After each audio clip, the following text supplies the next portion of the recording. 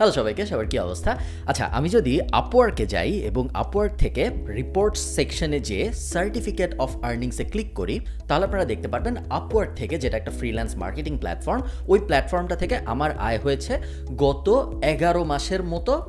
এখন আমি রেকর্ড করছি, আজকে হলো 11 মার্চ, এখানে দেখাচ্ছে 1 এপ্রিল 2021 থেকে। সো অ্যাবাউট গত 11 মাসে আমার আয় হয়েছে $40,000 মতো।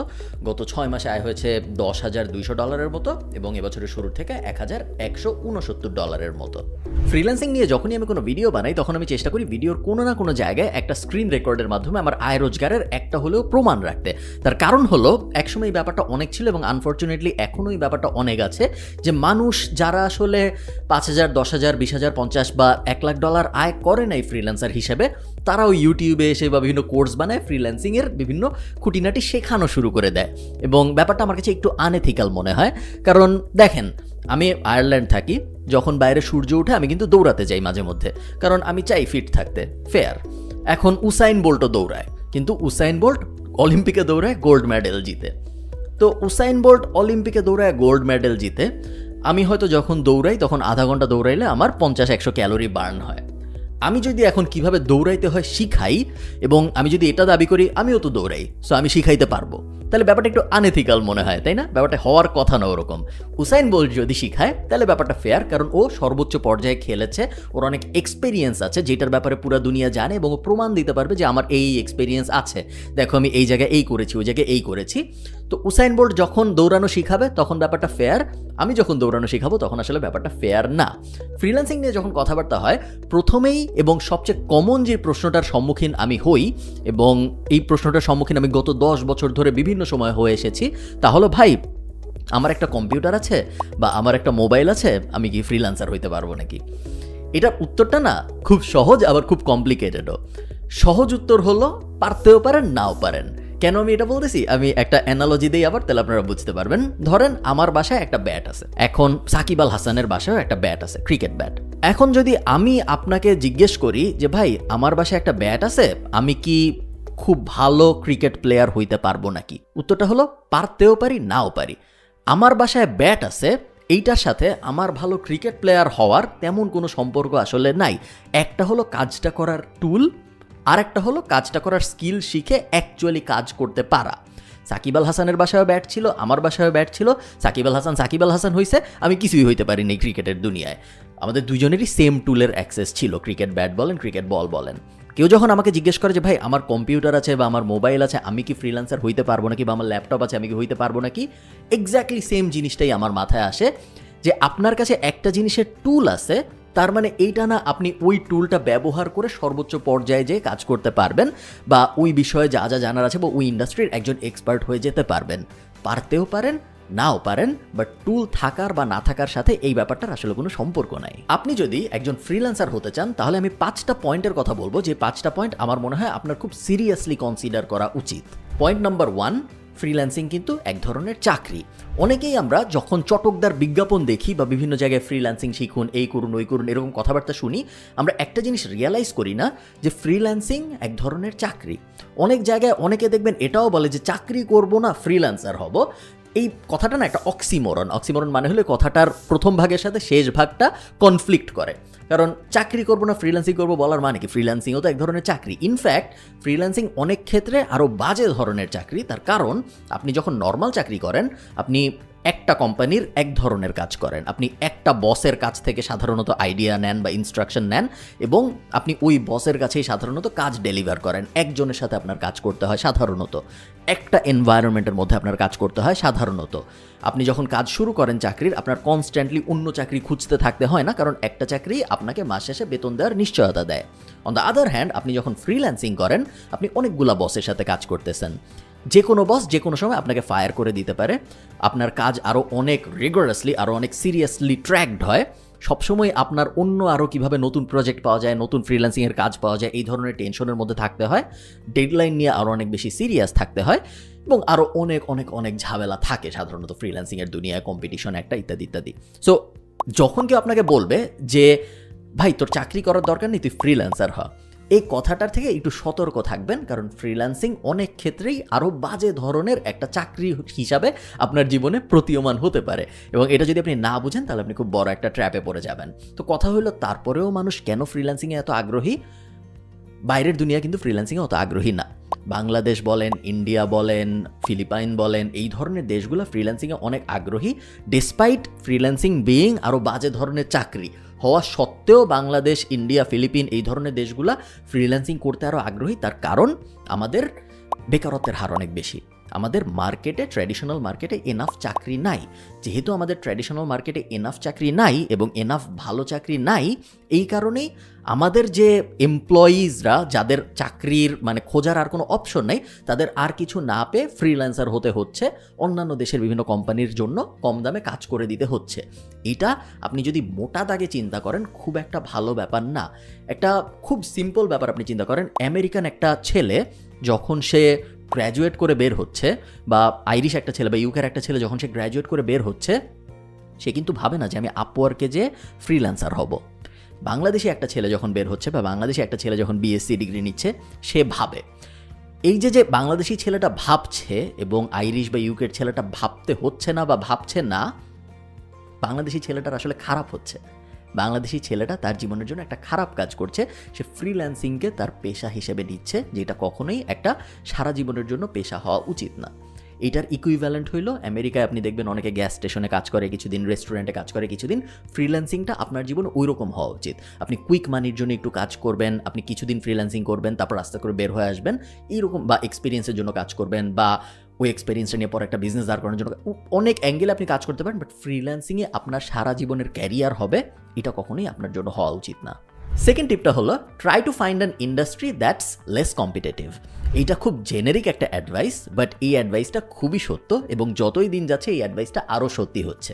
যখন আপনি ঠিক করলেন যে না আমি ফ্রিল্যান্সিংই করব, আপনার প্রথম কাজ হওয়া উচিত এমন একটা ইন্ডাস্ট্রি সিলেক্ট করতে যে ইন্ডাস্ট্রিটার কম্পিটিশন অন্যান্য ইন্ডাস্ট্রির তুলনায় কম্প্যারেটিভলি কম।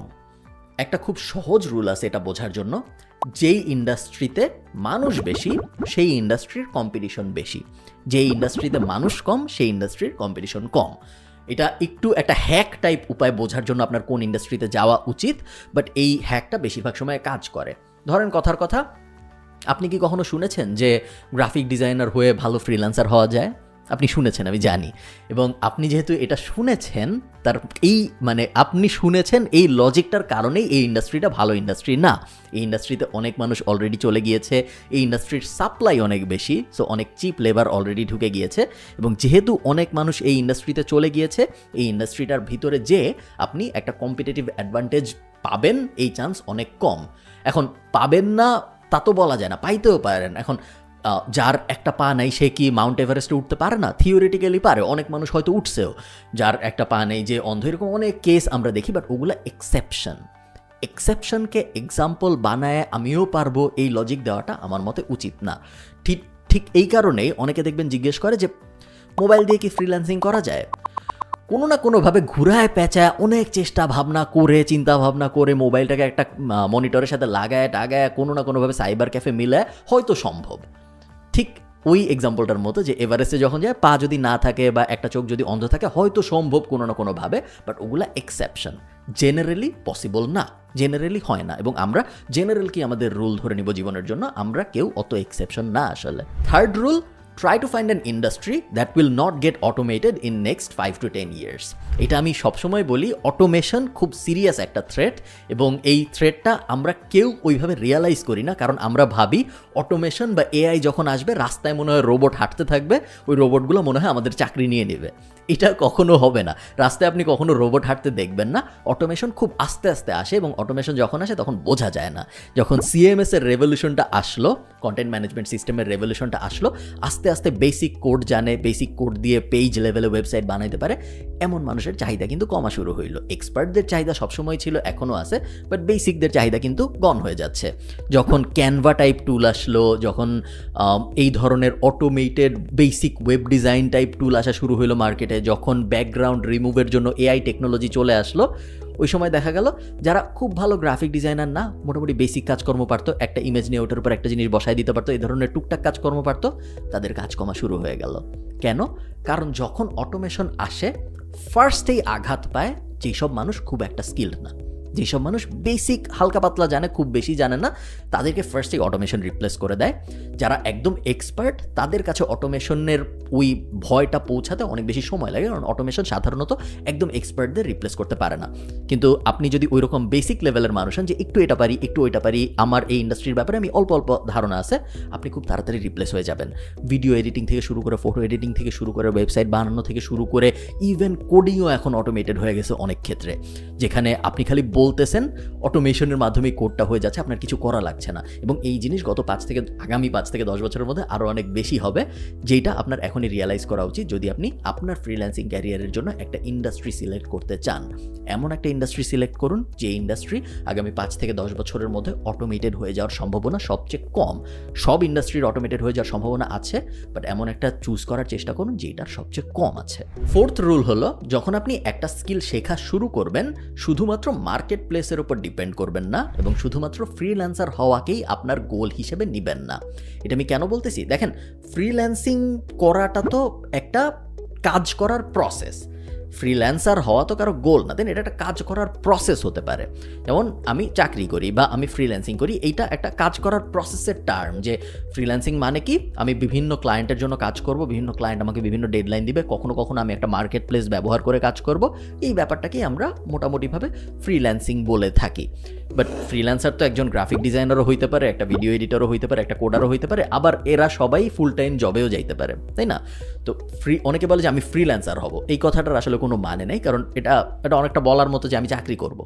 এই কথাটার মানে আসলে কি? এই কথাটার কোনো মানে নেই। আপনার স্পেসিফিক্যালি বলতে হবে আমি এই জিনিসটা শিখবো, এই জিনিসটা শেখার পরে আমি চাকরি না করে ফ্রিল্যান্সিং করব কিছুদিন, এইভাবে আপনি বলতে পারেন। বাট আমি ফ্রিল্যান্সার হব, এই কথাটার আসলে তেমন কোনো মানে নেই, ওটা কখনো বলবেন না। বাট ওটা আমার এই পয়েন্টের উদ্দেশ্য ছিল না।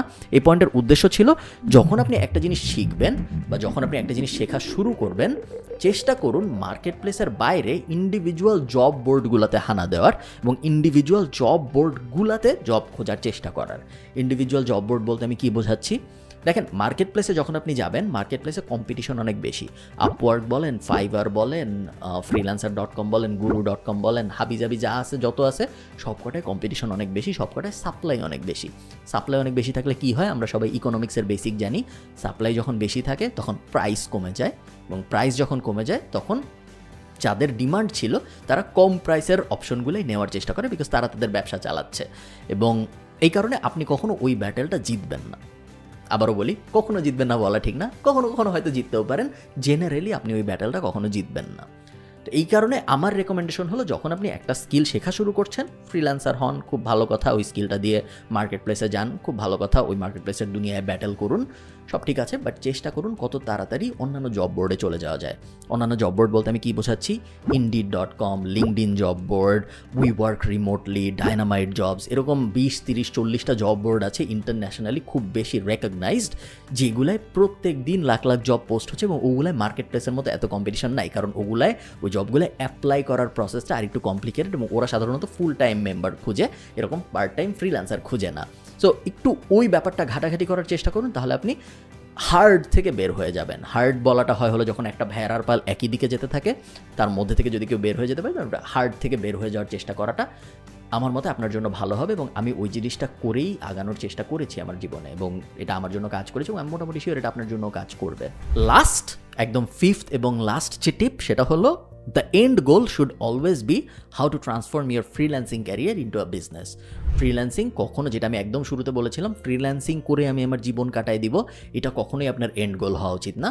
ফ্রিল্যান্সিংকে আপনার সবসময় ওই রেস্টুরেন্টে চাকরি করা পার্ট টাইম বা গ্যাস স্টেশনে পার্ট টাইম চাকরি করা, ওইভাবে ট্রিট করতে হবে।